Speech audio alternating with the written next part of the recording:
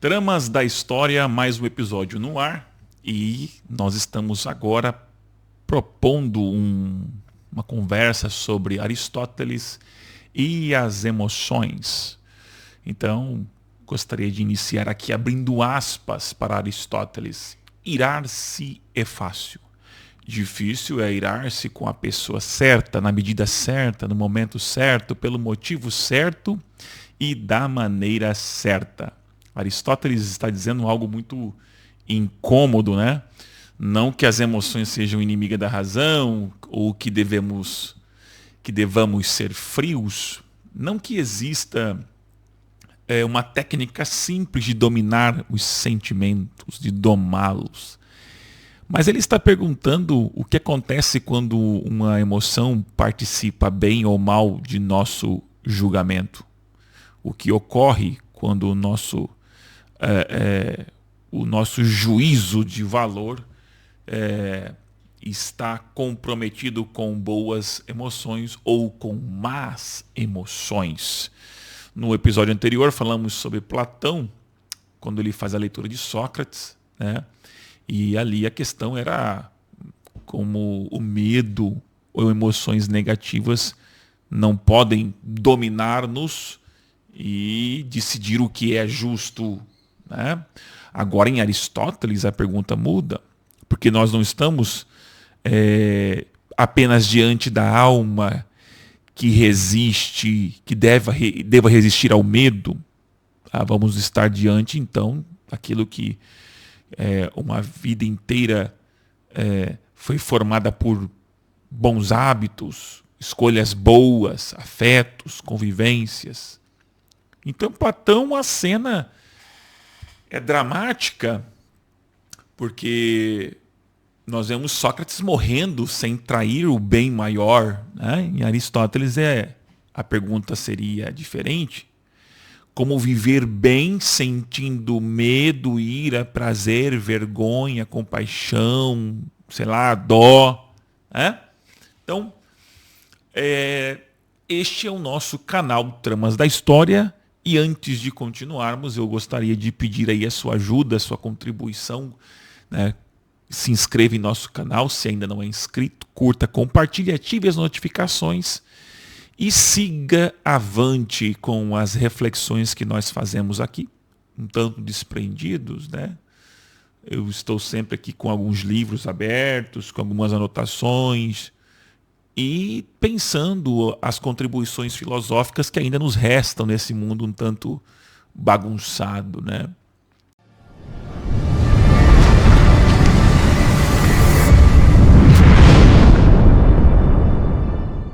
Então Aristóteles, em seus escritos, traz bastante contribuições.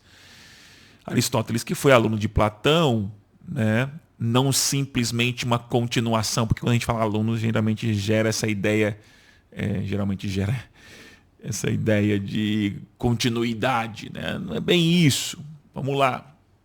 Aristóteles é aquele sujeito que nasceu em Estagira, frequentou a academia de Platão, aproximou-se do universo macedônico, foi professor do jovem ainda adolescente Alexandre, que futuramente seria Alexandre o Magno ou Grande. Mas o que nos interessa aqui é o deslocamento filosófico. Nós não queremos fazer essa biografia do Alexandre, mas observar, nem do Aristóteles, né? Mas observar que a filosofia proposta por ele olha menos para uma fuga da desordem sensível e mais para a formação concreta da vida humana. Ambos, tanto em Platão quanto em Aristóteles, existe um universo onde as coisas organizadas são boas, tá? Então, existe um universo, existe um mundo ideal que é o mundo das organizações, organizado, mundo das virtudes, do bem, etc. Corpo, né? Amizades, hábitos, em especial hábitos, prazer e dor, são coisas importantes, né? tudo isso é muito importante porque organiza a vida. Vigiar isso é importante porque faz com que os juízos da vida sejam positivos. Tá? Vamos lá, com calma. E então nós temos uma pequena diferença, alguns diriam uma grande diferença. Em Aristóteles, a alma não é exatamente o verdadeiro eu, como seria em Platão. A alma é a forma do corpo vivo. Tá? Então o ser humano não sente apenas como algo que está dentro, como se estivesse aprisionado por um corpo. Né? Ele sente como um ser encarnado. A emoção não é um resto inferior da existência. A emoção é parte da vida humana concreta.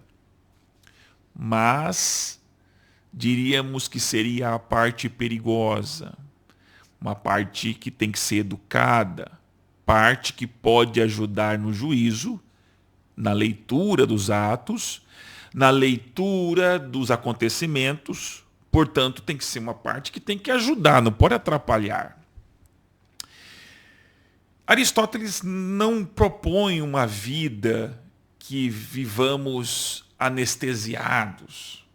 Uma vida estoica também não é o caso. Sem emoções, por exemplo, também não. Ele não diz sobre não sinta prazer, não sinta compaixão, não sinta dor. Ele está com outra questão. A emoção que você está sentindo está no lugar certo? Na medida certa? É assim que se deve sentir? E o motivo pelo qual tu sentes é o correto? Diante do objeto certo, qual é a emoção que deve ser verificada e experimentada?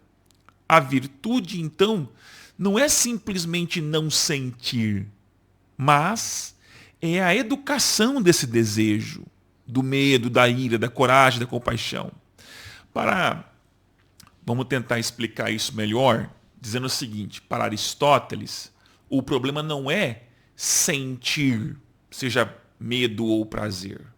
O problema é quando sentimos mal, fora da medida, nos excessos, fora do tempo, fora da razão. Por isso que os bem-educados terão corpos, ainda que as estátuas vão dizer aí, de certa forma, mas a idealização era essa: corpo definido, muito bem estruturado, não pode ter nada em excesso. Nas recomendações em cartas que nós temos, no mundo romano, latino, portanto, posteriormente, nós encontramos os tutores recomendando até mesmo o cuidado com o bocejar em público, se comportar na sauna, porque tudo isso representaria o nível de educação e o comprometimento civilizatório que a pessoa tem. Então não é sobre não sentir, é o como sentir. Essa emoção que você está dando vazão está correta, né? Aristóteles mostra que as emoções não ficam apenas no interior dos sujeitos, elas entram no contato público à medida que interferem no juízo. Quando alguém fala para a cidade, na assembleia, na tribuna, as pessoas estão ali também envolvidas em emoções, em afecções, né? Então é uma pessoa, o sujeito que vai comunicar vai falar a almas afetadas, pessoas com medo, com raiva, com inveja, com algum tipo de desejo de reconhecimento, né, que se tem muito hoje, vontade de ser visto, de ser sentido, o que talvez o Freud diria, essa carência profunda da criança, né, do adulto ainda. Por isso a persuasão na retórica envolve argumento, credibilidade e emoção. Não nesse sentido barato, sabe, de simples manipulação. A razão humana nunca comparece sozinha, ela está sempre acompanhada por uma atmosfera emocional. Temos aqui um exemplo que seria o aluno de Aristóteles, Alexandre o Grande, né? Mas aqui não queremos aqui trazer isso como se fosse uma espécie de case de liderança. Nada de transformar Alexandre em um modelo de barato para você aplicar na tua empresa. Não. Ele entra como um problema histórico. Alexandre foi formado na escola aristotélica, foi formado num mundo onde honra, glória, coragem, palavra pública, reconhecimento eram questões decisivas nos processos, nas demandas de obtenção de recursos, de vitórias e etc. Porque na guerra antiga, e ainda hoje, né, a gente sabe disso, não basta, aliás, hoje muito mais, não basta ter um exército, né, era preciso sustentar moral, confiança, uma imagem, provocar medo, pânico no indivíduo, desejo de glória nos seus soldados. Então, quando Alexandre responde, historicamente nós podemos inferir dessa forma, quando ele responde às propostas de Dário, quando fala diante de seus soldados, né, quando constrói a própria imagem para a recepção também funciona. Ele não está apenas tomando decisões militares isoladas.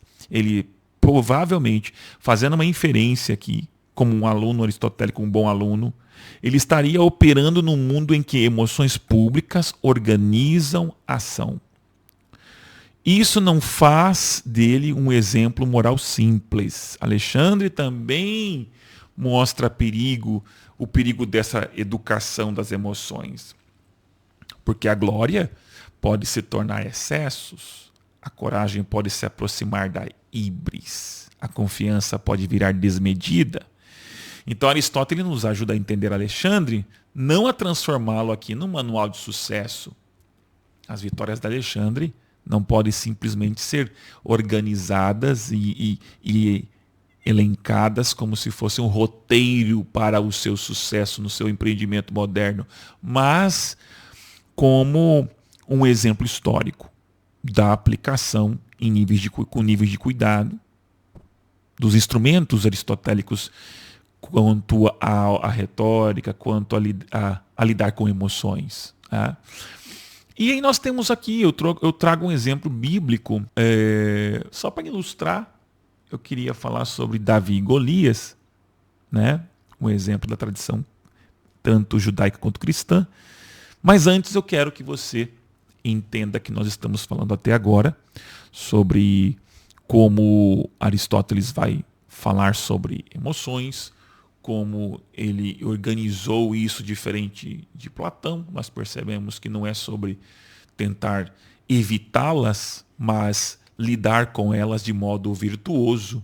Falamos até aqui sobre isso, tentando entender sobre como nós podemos ler Aristóteles fugindo do cultismo ou de uma espécie de barata de ensinos de sucesso, mas entendê-lo na sua profundidade em um curto espaço de tempo, inclusive olhando para a arte da retórica, como aquela arte onde você faz o enfrentamento dos sujeitos e precisa ganhar no discurso, precisa ter sucesso naquela conversa, ter credibilidade, levantar uma série de outras questões, inclusive tocar nos afetos do seu interlocutor. E, portanto, quero te convidar a se inscrever em nosso canal Tramas da História, ativar as notificações e, se você está gostando desse conteúdo, compartilhe com mais pessoas e assim você estará nos ajudando. Se usarmos Aristóteles como lente para lermos a questão aqui, o exemplo de Davi e Golias, vamos perceber algo interessante, né? Não para dizer que Davi foi aristotélico, pelo amor de Deus, né? Em 1 Samuel 17, Golias não domina apenas militarmente. Nós temos aqui um domínio emocional. A presença causa espanto. A presença de Golias, né? Tem uma série aí no streaming mostrando Davi, e é legal porque mostra o pânico, o medo. Até o rei Saul fica com medo, né? Ele humilha o exército. Davi entra aparecendo quase um coitado ali. Então, Davi está entrando numa moldura aqui. Tá? O exército julga a realidade a partir da ameaça. Davi entra e muda isso, não porque o gigante ficou menor, mas porque o sentido da cena mudou. Para os soldados, Golias é o terror. Para Davi, era uma afronta diante do Deus de Israel. Então Golias era grande para todos, mas não significava a mesma coisa para todos. E Davi encarna essa nova leitura a partir de Aristóteles. Então, não é sobre simplesmente sentir como todo mundo. Golias conseguiu fazer isso, mas não conseguiu fazer com Davi. Porque Davi percebeu que tratava-se de um instrumento também retórico, toda aquela fúria, aquela braveza, aquela construção de frase, etc., o seu tamanho. Né? Então, não é usar Aristóteles para podermos liderar melhor e olhar os gigantes da vida como não é sobre isso. Aristóteles nos ajuda a desconfiar da ingenuidade moderna de que julgamos apenas com os fatos, tá? Também as dificuldades que se nos apresentam também tem carga retórica nisso, e nós também, ao fazermos o juízo sobre aquilo que se apresenta, estamos afetados. Né? Hoje, discursos públicos, redes sociais, instituições, igreja, escolas, empresas, não lidam apenas com as informações, estão lidando com uma atmosfera emocional. Culpa, ressentimento, vergonha, ansiedade, o patrão pede algo e, dependendo de quem está fazendo a leitura, isso parece um Golias, isso parece um grande, ou algo muito... As emoções que estão sendo organizadas para essa leitura afetam os resultados. Acho que aqui, né, dá para entender. Mas vamos ser sinceros, o mundo atual é muito diferente do mundo de Alexandre, com todos os pontos nos is. Hoje temos psicologia, neurociência, comunicação de massa, algoritmo torrando, capitalismo de atenção, saúde mental, burnout. Então, Aristóteles não pode ser usado como receita. Ele pode ser usado como uma espécie de pergunta. Que emoção está sendo mobilizada em nós para exigir e para executar, por exemplo? Ela me ajuda a julgar melhor ou me torna mais fácil de conduzir? E se participam disso, não basta ter a informação. É preciso perguntar que tipo de pessoa está sendo formada, que tipo de hábitos emocionais está sendo construído. Um povo acostumado ao medo julga de um jeito. Um povo acostumado à raiva julga de outro jeito. Uma comunidade treinada para sentir vergonha, quando vê aquilo que aciona isso, sente vergonha. Então, precisamos compreender essas situações que é tocada pela teoria aristotélica. Então, sim, aí eu acredito que dá para falar sobre isso com Aristóteles hoje em dia. Ele não é nosso contemporâneo. Seu mundo é hierárquico, masculino, aristocrático, como você quiser, escravagista. Inclusive, ele justifica a escravidão porque ele entende que cada um tem seu lugar, cada um nasceu com talento, o mundo é organizado e se cada um entender o seu lugar, será muito bom. Tá? Então, não estamos aqui fazendo uma espécie de ferramental aristotélico para se valer do seu sucesso. Não. Não usamos Aristóteles para obedecê-lo, usamos para pensar com ele e também contra ele.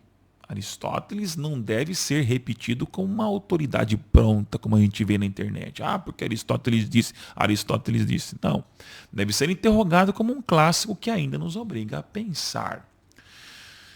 Eu diria que a grande contribuição dele para nós seria pensar na possibilidade de controle de emoções. As emoções não são ruídos externos ao pensamento, elas deveriam ser pensadas como elementos que contribuem para o nosso juízo, escolhas, reações e convivência. Este é o Tramas da História e aqui falamos sobre Aristóteles e as afeições ou as emoções. Aqui não usamos os clássicos como frase de efeito.